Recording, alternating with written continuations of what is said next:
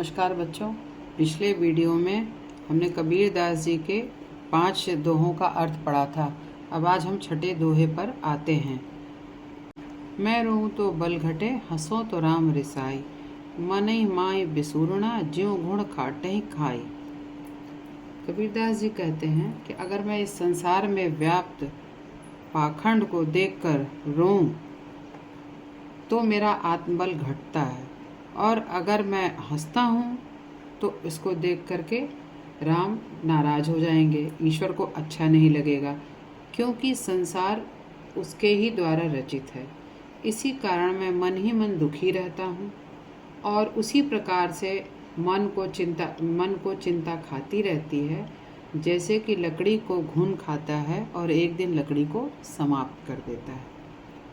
पर्वति पर्वति मैं फिरया, नैन गंवाए रोए, सो बूटी पाऊँ नहीं, जाते जीवन होए। अब यहाँ पर कबीर दास जी चूँकि निर्गुण भक्ति शाखा के कवि माने जाते हैं, तो अपनी बात को सीधे ढंग से ना कह करके घुमा फिरा करके कहते हैं। जैसे वो कहते हैं, ईश्वर को पाने के लिए मैं पर्वत पर्वत पर, पहाड़ों पहाड़ों पर ढूंढता फिरा। मैं उनको ढूंढते ढूंढते इतना रोया, इतना उदास हुआ कि मेरे नेत्रों से ज्योति भी चली गई, नेत्र धुंधला गए। फिर भी मुझे ऐसी कोई जड़ी बूटी नहीं प्राप्त हुई जिससे कि अपने जीवन काल में ईश्वर की प्राप्ति हो जाए। यहाँ पर कबीर दास जी ने कहा है कि यदि हम कहीं भी घूमें, कितना भी रोएं, किसी भी जड़ी बूटी को ढूंढने निकलें, फिर भी हमें ईश्वर की प्राप्ति नहीं हो सकती है, क्योंकि ईश्वर तो हर जगह व्याप्त है। वह निर्गुण निराकार है जो ढूंढने से भी नहीं मिलता है। ईश्वर हमारे मन के भीतर ही है। जिस दिन हम अपने मन के अंदर झांकेंगे, उसी दिन हम ईश्वर को प्राप्त कर लेंगे। आया था संसार में देशण को बहुरूप, कहे कबीरा संत हो, पड़ गया नजर अनु। अब इसी तरह इस दोहे में भी इन्होंने कहा कि मैंने तो इस संसार में बहुत प्रकार के स्वरूप और बहुत प्रकार के व्यक्ति देखे, बहुत सारे लोग यहाँ पर मुझे दिखाई दे, और उन्हीं लोगों के बीच में मुझे संत दर्शन भी प्राप्त हुए। जब संत दर्शन प्राप्त हुए तो ऐसा लगा मानो मुझे साक्षात ईश्वर का दर्शन मिल गया और मेरा जीवन सफल हो गया। इस माया रूपी संसार में केवल संत और केवल गुरु ही ऐसे हैं जो हमें ईश्वर दर्शन करा सकते हैं। यहाँ पर इसी बात को कबीर दास जी ने कहा है कि मैं संसार देखने को आया और वहाँ पर मैंने बहुत व्यक्तियों को देखा, लेकिन जब संत जनों से मुलाकात हुई तो मुझे ईश्वर की प्राप्ति हो गई। इसी तरह जब मैं था तब हरि नहीं, अब हरि है मैं नाही, सब अंधियारा मिट गया, जब दीपक देखा माही।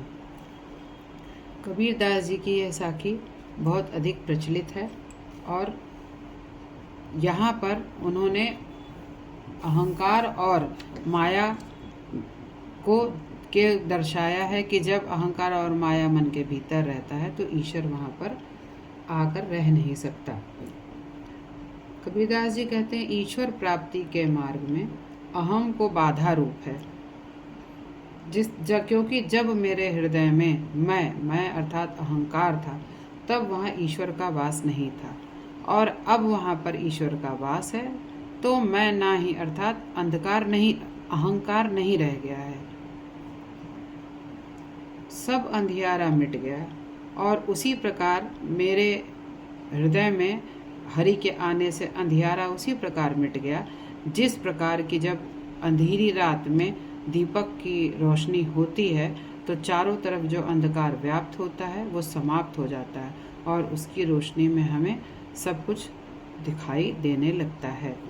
इसी प्रकार जब हम अहंकार को त्याग करके ईश्वर को अपने हृदय में बसाते हैं, तब हमारे हृदय का सारा अंधकार मिट जाता है और हमें ईश्वर रूपी दीपक की प्राप्ति हो जाती है। तन को जोगी सब करे, मन को विरला कोई। सब विधि सहजे पाइए, जे मन जोगी होय।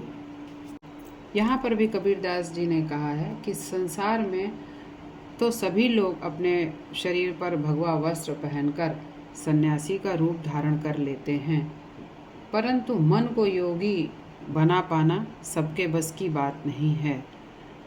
शरीर पर भगवा वस्त्र धारण करके सन्यासी हो जाना आसान है, और मन को सन्यास धारण कराने के लिए मना लेना बहुत मुश्किल है। और कोई कोई ही विरला व्यक्ति ऐसा होता है जो मन से सन्यासी हो जाता है। अपने मन को योगी की तरह शुद्ध और सहज कर लेंगे, तभी हमें ईश्वर की प्राप्ति होगी।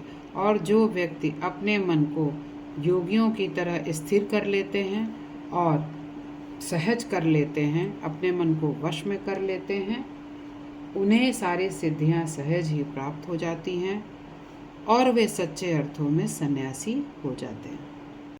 आज हमने कबीरदास जी की साखी के बचे हुए पद पढ़े। इन साखियों में आपको अर्थ में अगर कहीं कोई परेशानी हो, कुछ समझ में ना आ रहा हो, तो आप नीचे लिखे लिंक पर प्रश्न पूछ सकते हैं। सारे प्रश्नों के उत्तर दे दिए जाएंगे। यदि आपको ये वीडियो पसंद आया हो तो कृपया लाइक और सब्सक्राइब ज़रूर करें। मिलते हैं अगले वीडियो में।